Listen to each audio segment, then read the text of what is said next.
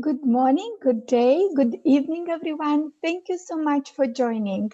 We're told that today is Diwali. So for everyone who is celebrating, happy Diwali, everyone. So happy Thursday. It's almost the end of a week, and it's the right time to think about our personal development because weekend time is the time when we can read something for us, we can take additional courses, we can invest in our skills development. Not that you haven't the opportunity to do this during the week. If you do have time, please do it every time. It's a good time for investment in ourselves. I'm just thinking that weekend we have a little bit more time. So in September, we Empower G7 program launched the Boost Yourself Learning Series. And for those who are joining our series, you already saw that we had some session in connecting with personal development, in connecting with confidence, with collaboration, remote working, financial fundamentals. We also learn how to have a seat at the table. So a lot about inclusivity and diversity and inclusion. Thank you for joining our session today. Is enhance your skills um, to pivot your career. And it's a very important one because we'll speak about two things, skills development and pivoting. I'm not giving you many more secrets because we have a wonderful trainer today that knows more about this than I do. And Sarah, who is joining us today, Sarah Liu, founder and managing director of a Dream Collective.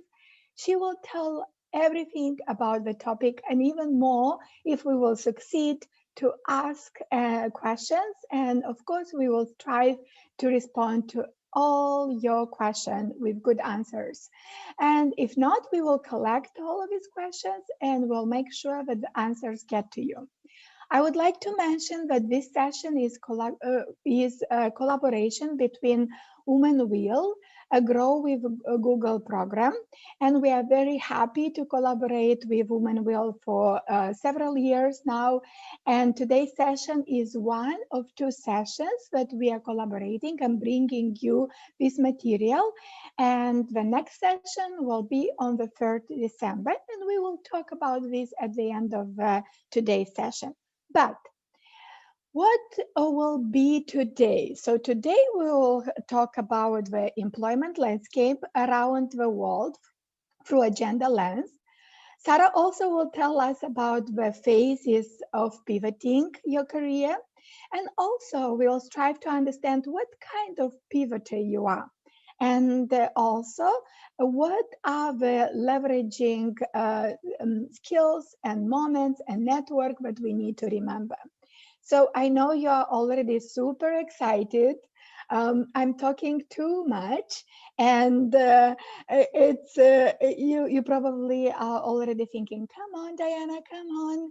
It's time for Sarah to start the training," and we are very eager to know all of the secrets. So I just wanted to let you know that Sarah is an international thought leader, speaker, trainer, and facilitator on next generation leadership, diversity, and inclusion, and the future of work. So we have the right person with us. Having represented Australia in the G20 Young Entrepreneurship Alliance since 2017, Sarah also served as an APAC advisor to the Japanese Prime Minister Cabinet and sits on the judging panel for Forbes Awards. So, without any further ado, Sarah, over to you.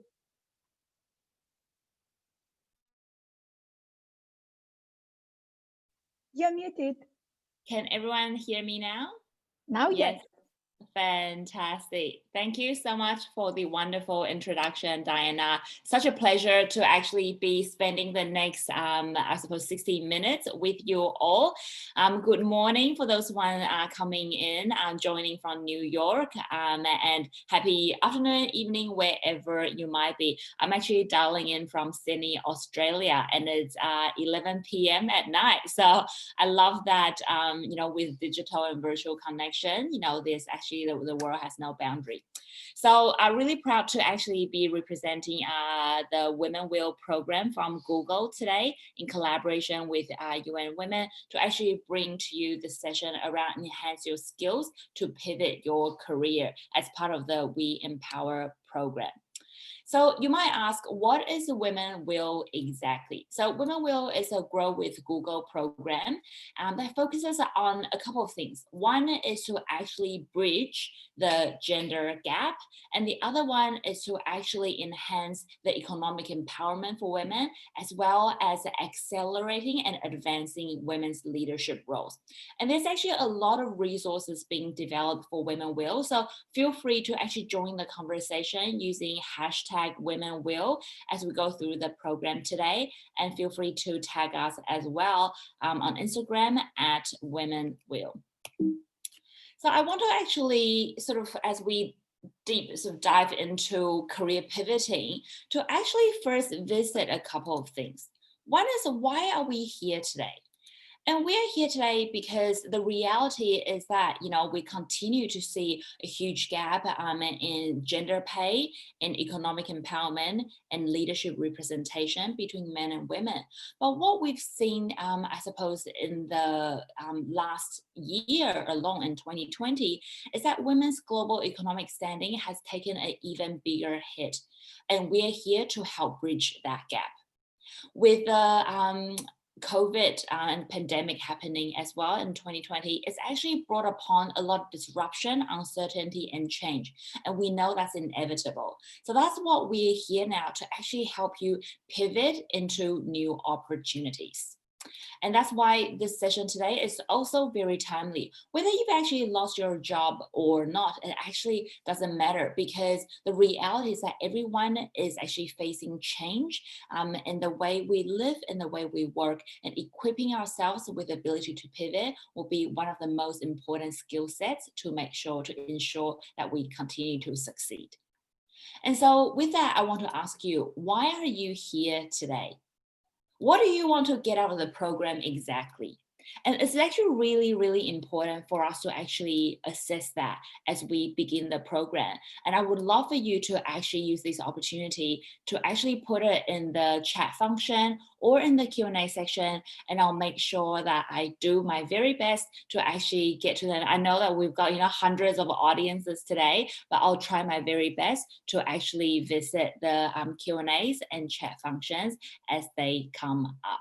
But what I really want to actually ask you is, what do you want to get out of the program for the next hour that we have together? If you can actually take a moment to actually populate your answer, what you want to get out of the program in the chat function now, I'll make sure that I will address it as much as possible. Some are saying, want to reinvent myself to find a job. I love that. And relevant tools, fantastic. Prepare for change, get the mindset. I love someone is actually talking about mindset already. Create my own LLC. Gain the confidence to make the change. Looking to reinforce confidence, fantastic. We've got quite a number of confidence to actually leave jobs and pivot into a new career in a very turbulent time, to learn and pivot careers. We've got so many of those. That is fantastic. Keep them coming, and we'll make sure that we will address them as we go. So many of you have talked about, okay, wanting to pivot. So how are we going to go about it, and how have we structured the 60-minute session? We're going to start with a bit of a landscape, because before anybody does anything, it's really important that we know the context within which we operate from. And then it's very important to develop a really clear sense of self-awareness. We'll be asking you to actually identify what kind of pivoter are you, so you can actually start to pinpoint and categorize yourself, and therefore lead yourself into the next phase of pivoting your career through 3 stages. Building a mindset, and I love that someone has actually talked about that already. Assessing your opportunities, building and sharing your story, and acquiring skills and put yourself out there. And as we wrap up today as well, we will actually be sharing with you a really simple framework around creating your own action plan on how you can pivot and taking action within the next 14 to 45 days. Because frankly speaking, if you are not putting the learnings today into action, it's a waste of your time, it's a waste of my time as well. And I'm sure that we're not here to do that. It's such an incredible opportunity and a learning session that UN Women and We Empower and Google Women will have put together for you. So I'm really excited to be going on the 60-minute journey with you all.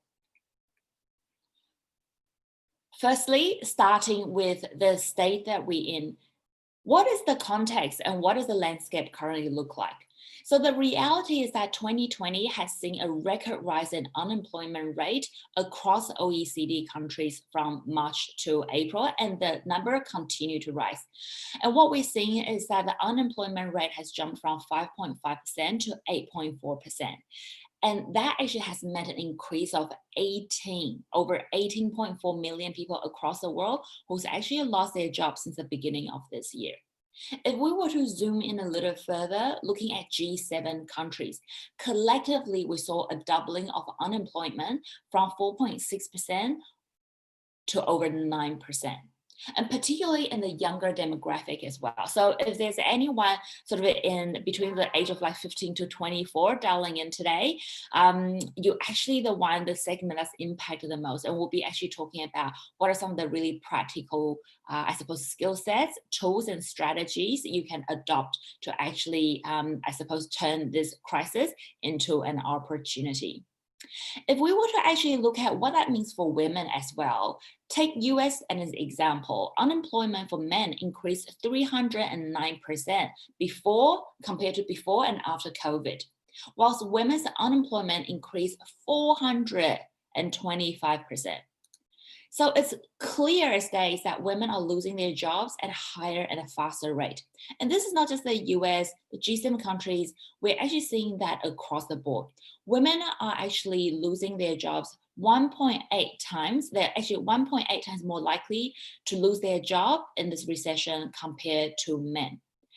And you might ask why that is. And a big reason contributing to that is actually because over 1/3 of women actually occupying contract roles, flexible arrangement works, part-time, or contracting jobs. So what that means is that when we are in economic downturn, the non-permanent jobs are the ones that's more likely to get let go and impacted the most. We're also seeing that 40% of women work in hard-hit sectors compared to a less extent of men, which is only at 36%. And what that means is that we're seeing the most hard hit sectors, including retail, tourism, hospitality, food and beverage, etc., beauty, personal care, that are predominantly occupied by women. And guess what? That's not the end of the story just yet. You compound that by women having to take up a lot more unpaid work for childcare and home care and increased responsibility. And that has actually meant a result in an increasing of number of women who are actually unable to actually manage all that competing priorities and that increased workload, meaning that they had to actually take a break or leave the workforce as a result. So with all that being said, what does that mean for you exactly? And I think looking at the landscape, it tells us a couple of things. One, it's not a matter of if, but when and how will you pivot? Even in some sectors and industries that are less affected by COVID, what we're seeing is that with the pandemic, it's actually had an onset of change, basically affecting everyone across every industry in different ways. And sometimes your job might look different pre and post COVID. And sometimes you might see your industries moving and the demand and the need of your role and your skill set changing. And so whilst I think we're at a time where the pandemic has brought upon the career pivot to the forefront, career pivot is actually a general skill that everybody needs to have as we transition into different career stages. So I know that many of you have asked for specific tools and strategy on how to pivot, how to adapt to this change. And that's exactly how we will actually be covering today. The second thing to actually note here is it's no longer the fittest survive, it's the most adaptive survive. And your career plan today must look highly strategic, targeted, and value impact driven. And we'll also be talking about what that looks like and how you go about crafting it. The last thing to actually think about and remember as we begin this journey is to step outside of your comfort zone, right? Comfort zone, comfort job, comfort industry no longer exists. Disruption, change, uncertainty is what we know. So get ready to pivot. How exciting is this? All right, so we've actually started with a bit of the context and the landscape, know that the reality of the world that we're operating from. And then I want to actually focus on asking ourselves, do a little bit of self-examination on what kind of pivoter are you? Because without self-awareness, without clarity of who we are, where we're trying to go, it's very hard to actually reach our destination. So what I'm sharing with you here is a tool that we developed here at the Dream Collective. So this is a career pivoter tool, which we use to help you map out exactly where you are on the spectrum. So you can see there are two axes, same industry, new industry versus same skill set and like stretched and different skill set. You see that the first one here is the next right stepper. So they are people who are trying to make a pivot in the same industry with similar skill set. So it might be that you're looking for a similar role and similar job title in a similar industry. You're just changing out of the company that you are currently in or changing out of the department that you're currently in. And then we've got the comfortable pivoter who are operating in a similar role and similar capacity, but looking to move into a different new industry. So that could be, a product manager who was in the technology company sector, and that's actually looking to move into, let's say, a finance industry. And what that means is that they might actually be looking at require extending and enhancing and reaching out to a broader network. And we'll actually be talking specifically around what a career pivot plan looks like for each one of these career pivoters. And then we've got the go-getter.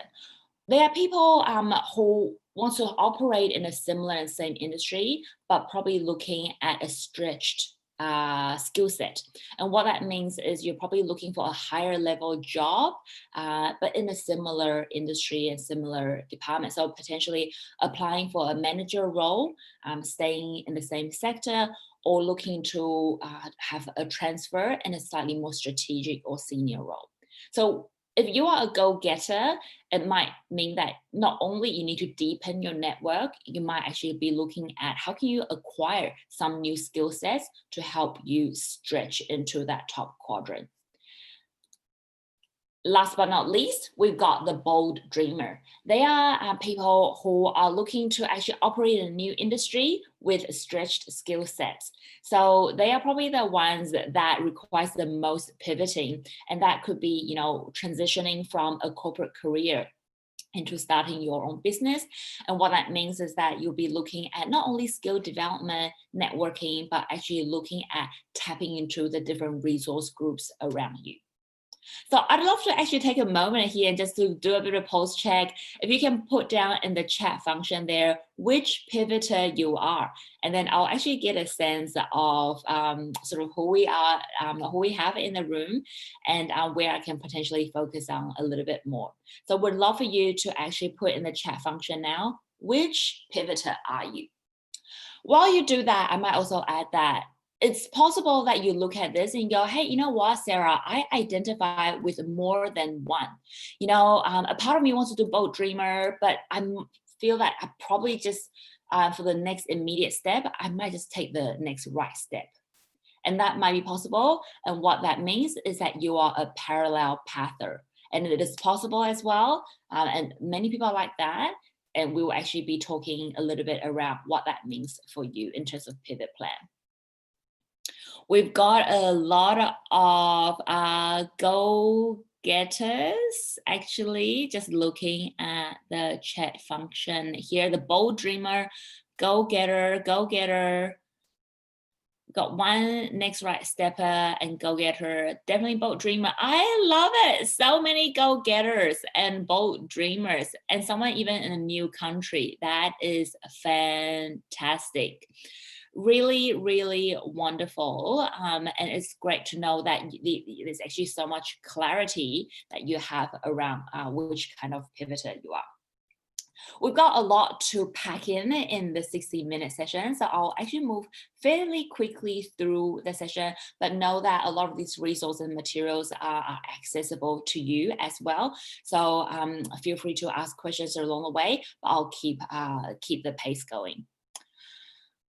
So now you've identified which pivoter you are, we are actually moving into the 3 phases of what a successful career pivot looks like. Phase 1, building a resilient mindset and assessing your new opportunities. What I want to highlight and call out here is note the word that's been bolded here. It's actually not resilient mindset. It's not opportunities. It's the verb. It's building and assessing. And the importance of recognizing that is that the first step to recognizing and to a successful career pivot is to know that you can, you will, and that you have full control of that. And that actually brings me to the growth mindset here. As you can see on this chart here, which is adapted from the best-selling book, Growth Mindset, the first step to actually career pivoting to a growth mindset is belief. You need to believe that you are in a pivot and not a crisis. You need to believe that you are in control, you can drive change, and that you have the ability actually to pivot, to change, to acquire new skill sets, and that you're not fixed, but you're growing. And what that means is that the second step, you're translating that into action. So for example, all the learning today, how are you translating that into an actionable next step for yourself? And as a third step, guess what? If you have belief, you have action, the growth will come. Phase 1, check your pivot mindset. So much of it is actually in our own head sometimes, self-limiting beliefs. I hear all the time that women tell me, Sarah, I feel I haven't got what it takes. I don't have the right relevant experience. Nobody will want me in this new role. But you know what? That's actually simply not true. Believe that you can and actually take practical steps to help you get there. Match it with action, the growth will come. The other component in phase 1 is about assessing your opportunities. So on the spectrum as well, you can see that sometimes opportunity exists in where you are right now, more immediate, and that's low-hanging fruit. And then you've got your BHAG, which is the big, hairy, audacious goal. And there's 3 phases in between, which is the immediate opportunities, midterm, and long-term. So what the immediate opportunity means is that you actually, as a first step, need to actually assess where you are. And that means your level of urgency in terms of making the transition. Are you taking your time, or does this need to happen very quickly? Identify potentially the resource that you have, whether it's financially or the network that you have. Make a short list of desired employers or what that next step destination looks like. And this is usually, if you're a next right stepper or go-getter, you can actually act very quick here, act very fast, because you're actually operating in a space with a similar industry. And then we move into midterm and long-term opportunities. And this is where you actually have to start looking at and reassessing how you can actually strengthen and build your network, identify quick skills to become proficient in, and also long-term goals to help you get there. We've got, I think, a couple of questions here as well. Do we get access to the presentation after the session? It helps if we can focus. I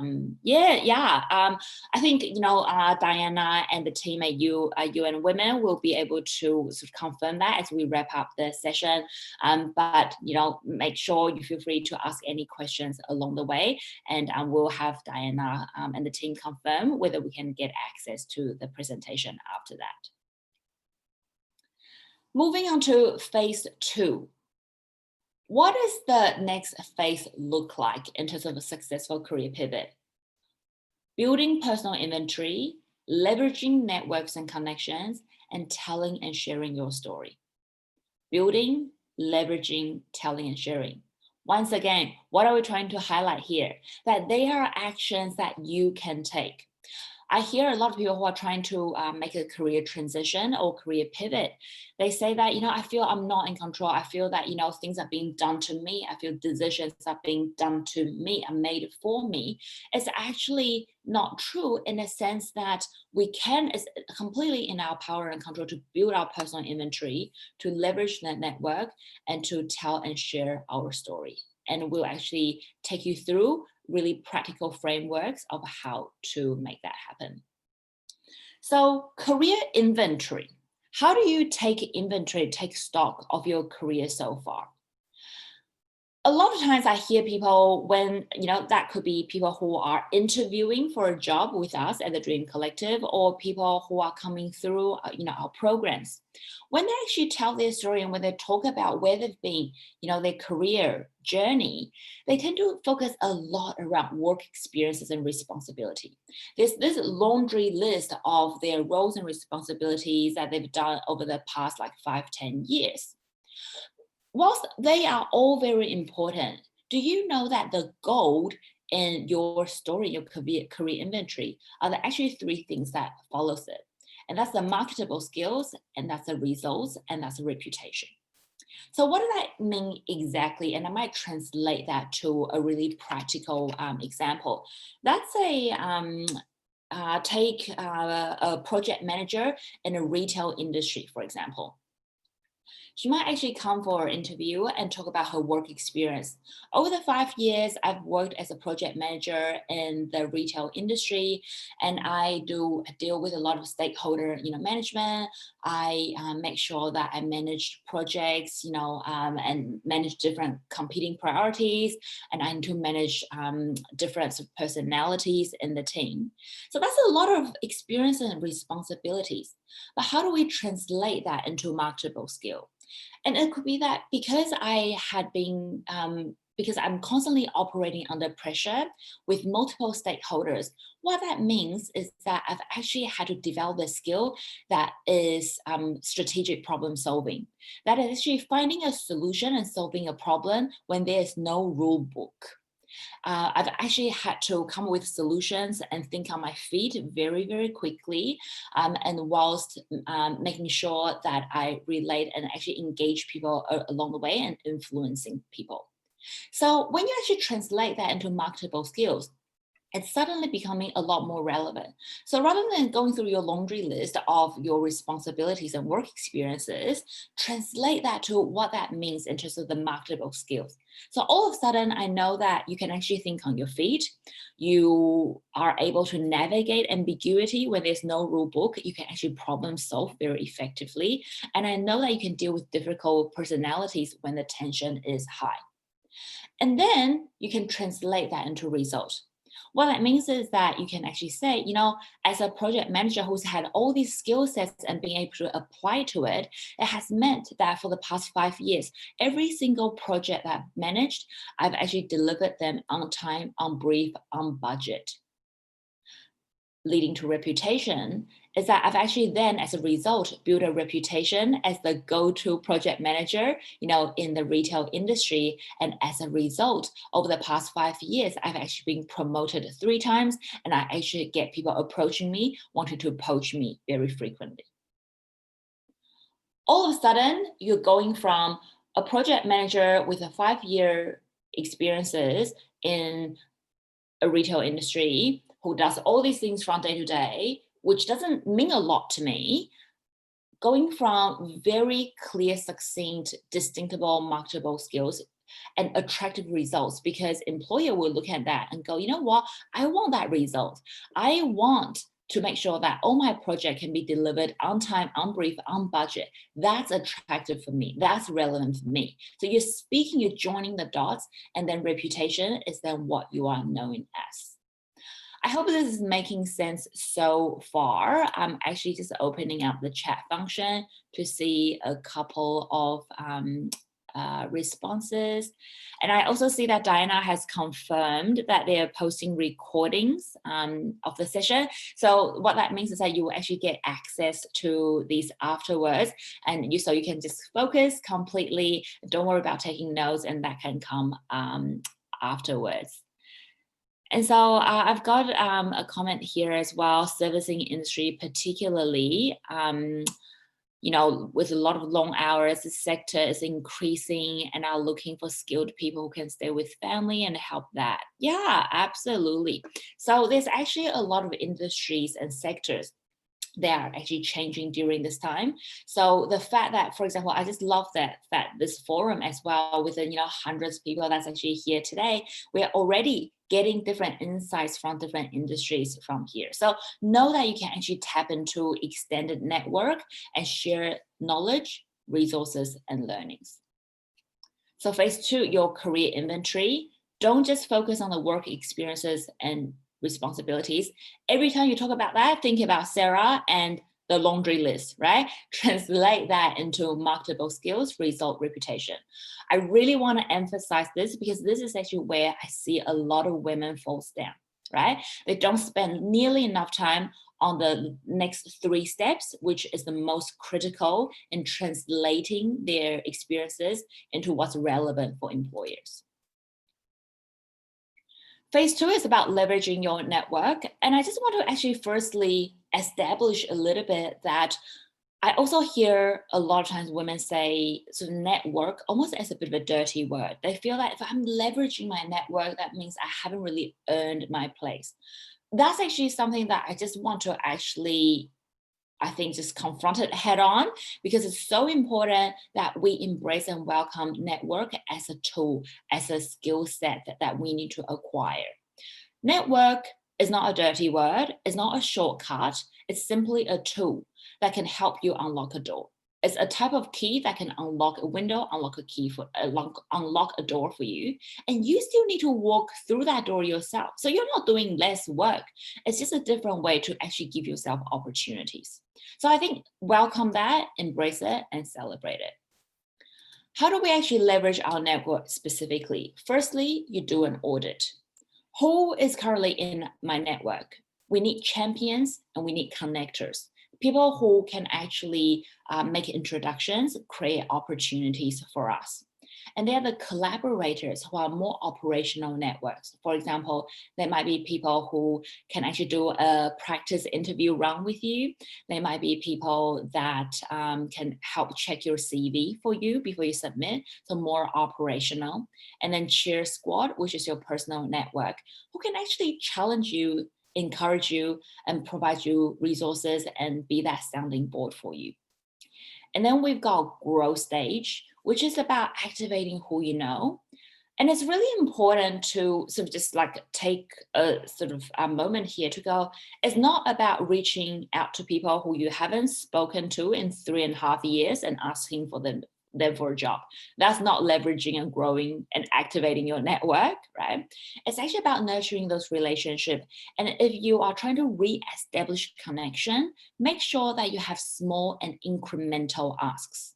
So the small and incremental ask could be, before you even ask people for a job, just asking for a catch up, or hey, can I actually have 20 minutes of your time to just get an understanding of how the industry is working and what your business might be looking for as you step into 2021. No strings attached, just learn, right? So if you actually ask for feedback, a lot of times opportunity comes.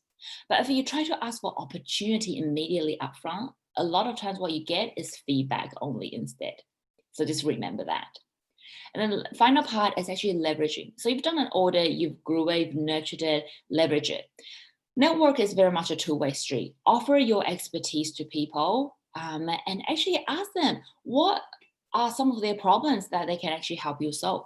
We do a lot of value adding sort of activity for clients. Sometimes that doesn't necessarily lead to immediate commercial results, but it doesn't matter because it's about actually us making a deposit and investing in that bank account and know that it's a two-way street. Help someone with an unrelated favor, go that extra mile, make an introduction for other people as well if you're asking others. So just making sure that you're also creating value in activating your network.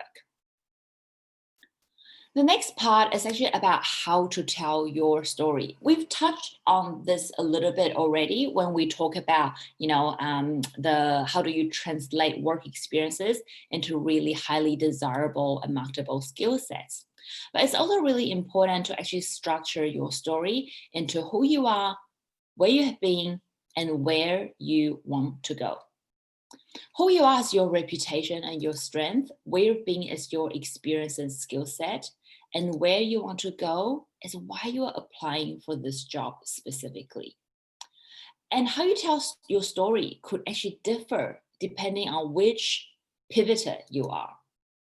If you are the go-getter who are trying to actually stretch your skill set, you're trying to probably occupy a role that you haven't done before, but in a similar industry. How you need to tell your story is emphasize on your industry expertise and marketable skill sets. Demonstrate in-depth industry knowledge and showcase your results, and the impact you can make or were already making at a higher level. So focusing on industry expertise and marketable skill sets and results and impact already demonstrated and proven. If you're a bold dreamer, it's actually really important that you communicate the transferable skill sets, because people might look at this and go, oh, you don't actually have the immediate, LinkedIn experiences. And that's why it's so important for you to translate that into marketable, desirable skills. And also evidence your passion through the different special project, education that you demonstrate outside of work as well. Showcase your results, right? And also show that you're willing, ready, if not already, upskilling in the relevant area as well. And I might also add that over here, if you're a bold dreamer, you're trying to step into a completely new industry, it's actually really, really important for you to think about what network you can leverage and what referrals, recommendations people can put you in touch with, because then that level of trust is there already and you're not trying to start from scratch. If you are the next right stepper who's staying in the same industry, leveraging similar skill set, communicate your result, the impact that you've actually able to achieve already, and how you can translate that directly to this new company or new business that you're joining. If you're the comfortable pivoter who has the same skill set, but looking to move into a new, different industry, emphasize once again your marketable and transferable skills. Emphasize really quantifiable results. So for example, if you are that project manager who wants to move out of retail, focus on your stakeholder management skill, time management skill, those skill sets, and being able to interpret brief, and actually problem solve, because those are the transferable skills that will be relevant regardless of any industry that you're in. So tell your story based on your career pivot archetype. I suppose nothing is actually more powerful than an actual real story. So we're actually building in a lot of stories along in this content session as well. And firstly, Jessie. She is probably the comfortable pivoter who describes herself as a customer-obsessed product manager who excels at analytical problem solving. So that's who she is, right? Who Jessie is. She then moves on to, for the past 10 years, she's had multiple project management roles across tech, which she has actually been able to bring in 10 new products to market with an average earning of 5 million in new revenue for the business. That's where she has been. Tangible results, transferable skills, and impact they've had. And then she moves into where she's going next. I'm eager to bring my deep expertise in go-to-market strategy to a high-growth startup. So she's talking about how that transferable skill can be really relevant in the new industry. In the finance industry, because I believe in the power of designing superior financial product for everyone. So guess what? Product design, customer obsession, product management experience. She's like talking about all of that, and she's wrapped it up in a way that's relevant in this new industry that she's stepping into. And then we've got a slightly different one, a bit more left field one, Mickey, the go-getter. She's a creative director in the advertising industry who's always been passionate about people. So that's who she is. Where she's been is that even though she's a creative director, she actually looked after a team of 40. And because there was a significant attrition issue internally, she actually took on the responsibility and the leadership to revamp the entire people and culture strategy and achieved a 20% reduction in staff turnover. That's where she's been. And then where she's going is that she wants to actually make an even bigger impact to the workplace by scaling this framework across the industry. And she's decided that during this experience that it's really people that she's passionate about. And therefore, she's decided to make the shift into starting her own HR consulting practice for the advertising industry. So guess what? In this story that she's talked about her understanding for the industry because she was deep in it. She's a creative director in the advertising industry. But she's talking about her passion about people and actually proven that through her ability to deliver really tangible results in the HR and people and culture space. And then moving into why that makes sense for her to actually take that next step as a go-getter to move into a seemingly very different industry sector, but actually she's built and told the story in a way that completely has credibility, makes sense, and actually enables people to understand her skill set, how it's relevant, and joining the dot for customers or clients or employers that she might want to engage.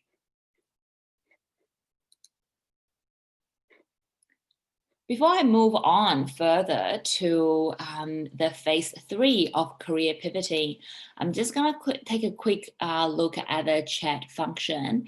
How does one, with some questions that's being asked. So it makes sense, really helpful, great, practical information, excellent. We've got a couple of questions saying it's easy to build on project management, how to build inventory when we work in other type of roles.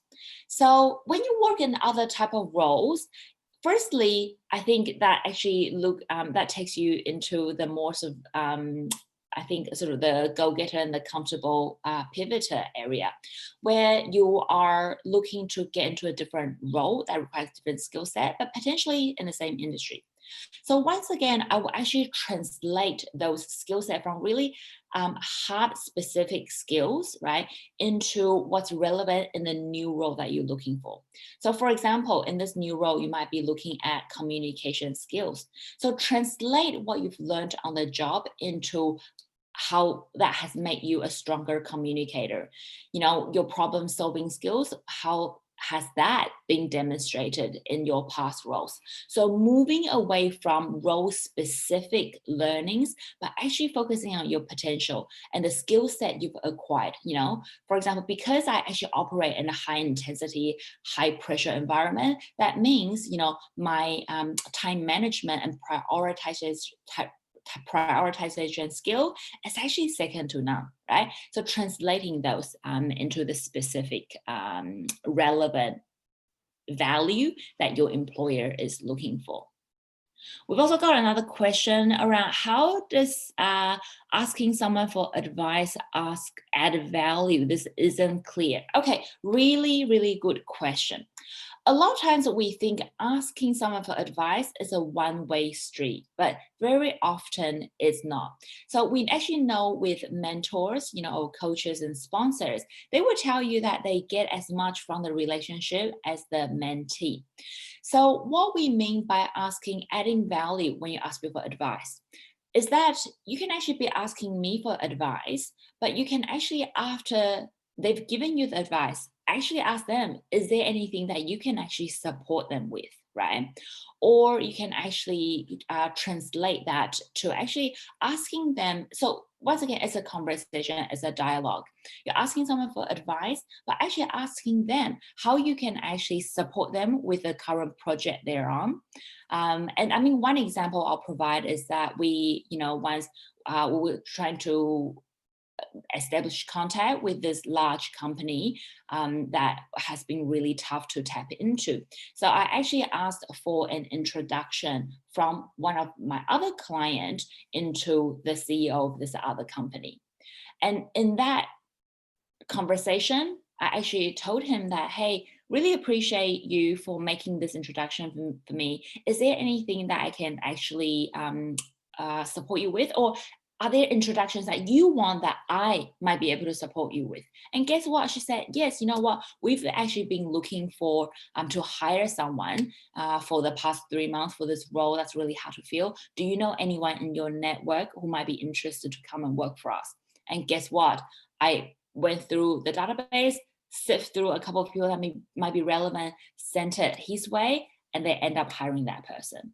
So I suppose my point here is that in any kind of conversation, relationship, you can add value. Doesn't matter if you are asking someone for advice or not, you can always add value. And one of the ways you can go about achieving that is actually simply asking that, and understand and always remember that it's a give and take situation. How would you connect with your former strategic network after 3 to 5 years of the job market? Excellent question. Once again, you know what? Just start reaching out and actually tell people that, hey, I've actually had about 3 to 5 years of the job market, really keen to reconnect and actually just hear what's been happening in the industry, as I think about my next step.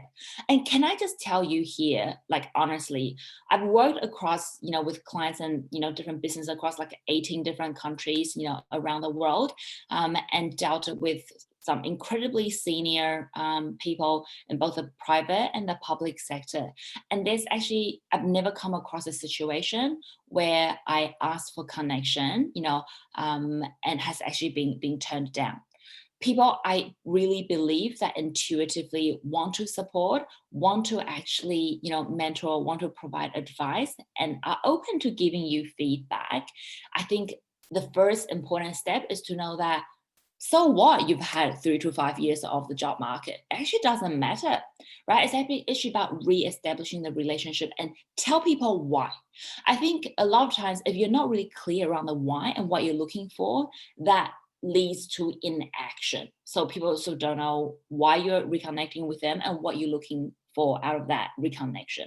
So if you can make it clear, it actually really, really helps.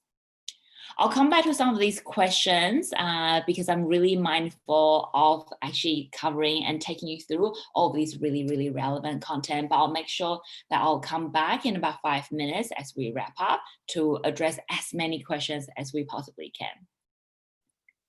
Phase 3 of career pivoting is acquiring skill sets in demand and putting yourself out there.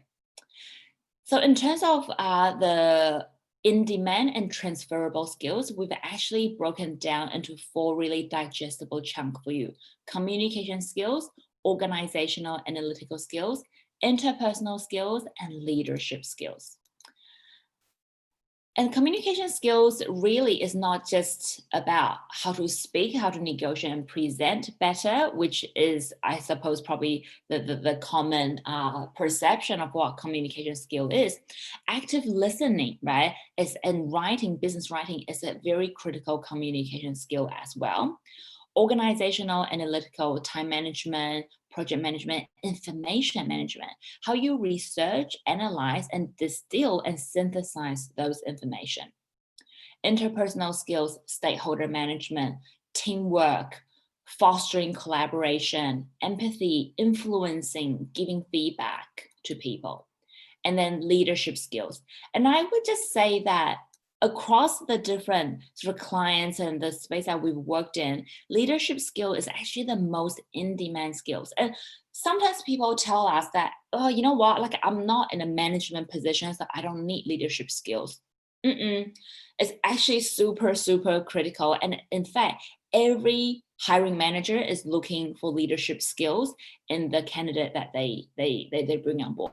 What that means is, how are you making decisions, right? Your decision making process, critical thinking, and problem solving.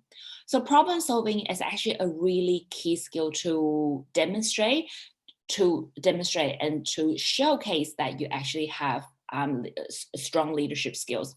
It's actually about how you navigate ambiguity as well, and how you actually become resourceful in solving a problem when there's not necessarily a rule book.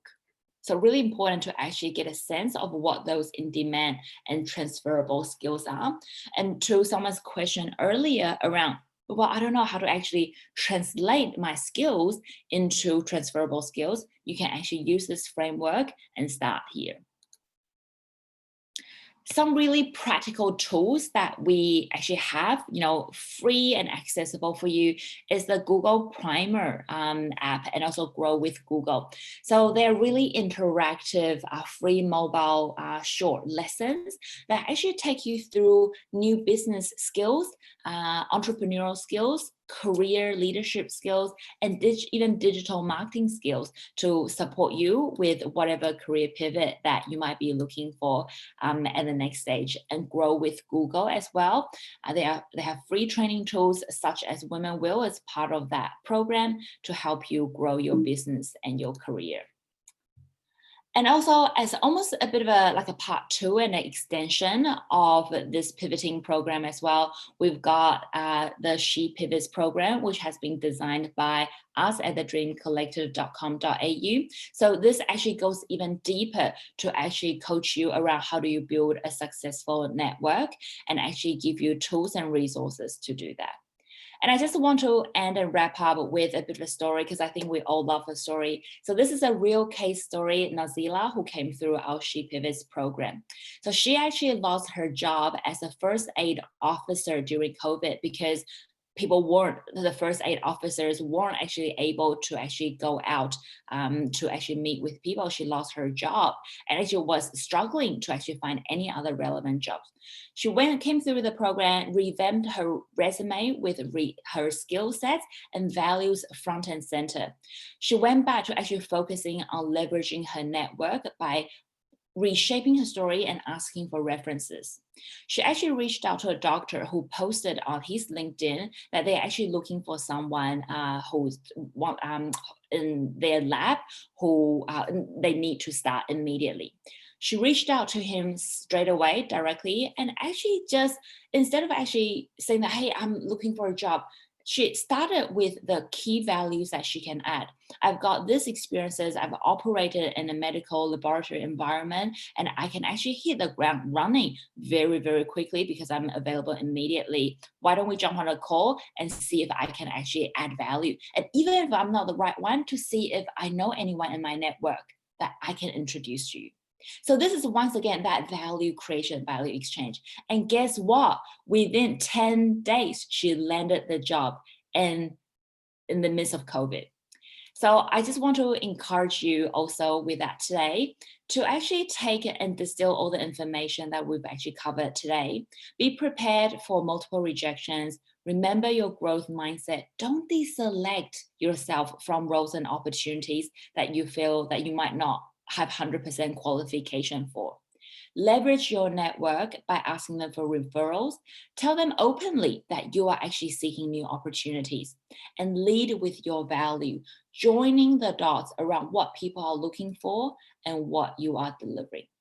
So we've actually put together a framework for you as well that I'd love to leave with you. So you can actually look at the 14 days, 30 days and 45 days action plan, how you can translate some of these learning today into really actionable next steps. A bit of a summary before we wrap up and hand over back to Diana. We've covered the current job market landscape And through a gender lens and understanding the disproportionate impact it has had on women. Understanding which pivoter are you, career pivoter, the 4 types, and actually the 3 phases to successful career pivoting. And I really believe that women will pivot, women will succeed, and women will come out of this transition stronger than ever. And I will play an active role in supporting you and enabling you on the journey. My question is, what would you do today as a result and after this session? How will you transform your career? How would you pivot to the next stage? And let's continue the conversation and join us on the various WomenWill platforms, and also Make Work platform from Google WomenWill. And with that, I just want to thank you all again for being so engaged and for leaning in for the past 60 minutes. It's an absolute pleasure. I'm Sarah Liu from the Dream Collective. Feel free to stay in touch, connect. I can't wait to see and hear how your career pivot journey unfolds. Thank you very much. And with that, I'll hand over back to Diana. Thank you, Sarah. And we know that the non-presentation is done with one effort. And so thank you to you, to the team, to the WomenWill team for collaboration and for putting this presentation together. It's very important to know the phases of pivoting, but also it may be a bit challenging when you are a young person, whether a woman or a man, in general, a person at a young age, and you just concluded the graduate degree or the master degree or the skills development session, anything, and you want to enter the career. So there is no much to pivot. What will be your advice in this case? And while we are taking your advice, I want to use this opportunity and also make sure that we learned, right? So we have several questions for you to assess if you understood the material, to assess if we would like to share a little bit more about specific segments of the program. And also we saw a lot of questions in connected with confidence, imposter syndromes. We also saw some questions with negotiations and with team building, with networking. For those who participated prior to our learning sessions, they know where to find the links. And for those who are new, welcome. We will make sure to share the links to all the recordings with this email. So our traditional way, our team is putting together a post-learning session email with all the recordings and additional resources, but we gather together from all the participants. In this case, WomenWill and UN Women will put together the materials, and in the framework of We Empower G7 project, we will share with you. So while we'll start the question on the assessment, Sarah, maybe you can share some tips for the young professionals that enter into the job market. Fantastic. Yes. So that's such a really interesting question, because I actually see the young people entering the job market as a brand new opportunity. And you might say that, yeah, there's not much to pivot, but that actually means that you've got a lot of opportunities that open up for you. So a couple of really practical things I will suggest that you consider is that, where does your interest lie? So nobody operates in a vacuum, right? There are things that you will wake up excited to do, and there are things that you'll wake up and not be excited to do if you know that you're doing that today, right? So actually identify where your interests lie, right? And 2, identify what you're good at. You might not be as interested, but you're really good at it. And then the third thing is, what do you get recognized for? Do people come to you to take photos because you've got a really artistic eye, you're a great photographer? Do people come to you for Excel spreadsheet because you're so analytical, so detail oriented, right? So identify what you're known for already, leveraging some of those, and actually tie that into, is that what you're good at? And is that something that you have interest in. And I would say that that would be a really good, fantastic place to start. Thank you, Sarah. So I think, our participants and learners are really attentive, because 76% responded with a correct answer. And we do have one more question. And while we are also launching a new poll, I am happy to invite We Empower G7 project manager, Anna Feld, who will also share the closing remarks and some thoughts. Anna always has some personal stories and reflection, and I'm always very curious what will be her reflection for this session. So Anna, over to you. Thank you, Diana. I'm not sure I have thought through a personal experience today, but I picked up a few things, and thank you so much, Sarah, and the WomenWill team for this session. It's been very inspiring, and I've seen that all the participants or those that have commented in the chat box have found it excellent. So thank you very much for that.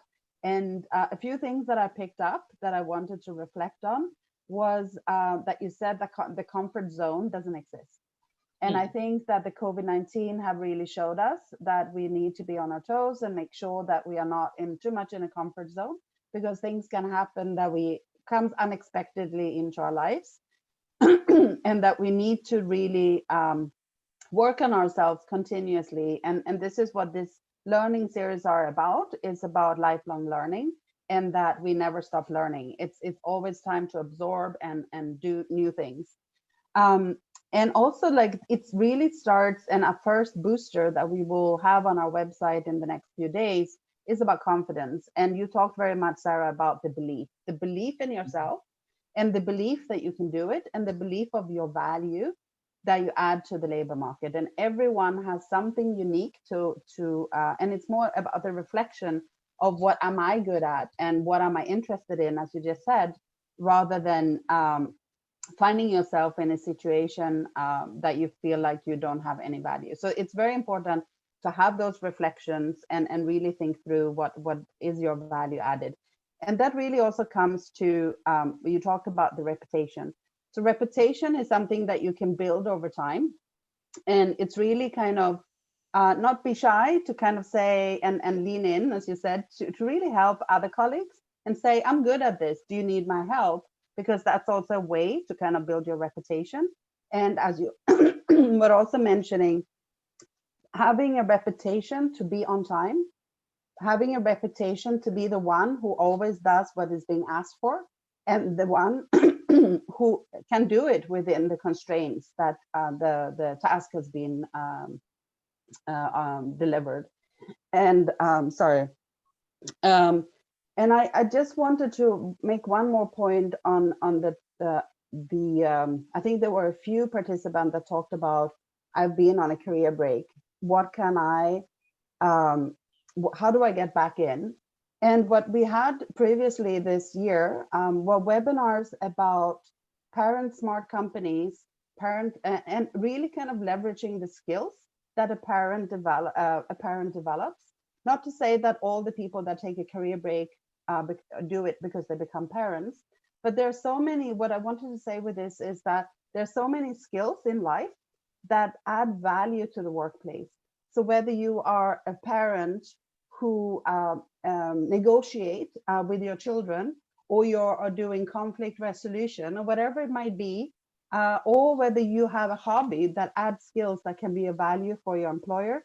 This is one of the messages that we are working with our web signatories to make sure that they also understand the value of those other skills that you can develop as a parent or as a passionate person in other areas. So I would just like to end there, but I learned a lot myself, and I think there's a lot of things that we can take away from this. And I really like your action plan, that it's not, we don't stop here at the end of this webinar, but there's a lot of work to be done, both on ourselves and then leveraging our network. Network, as you said, is not a dirty word. That's why we are here. That's why we are convening everyone. And I hope that everyone would reach out for continued discussion and follow these sessions and continue to participate with us. Thank you so much. And thank you so much to everyone for this great collaboration. Finally, Diana, will you announce the next learning session?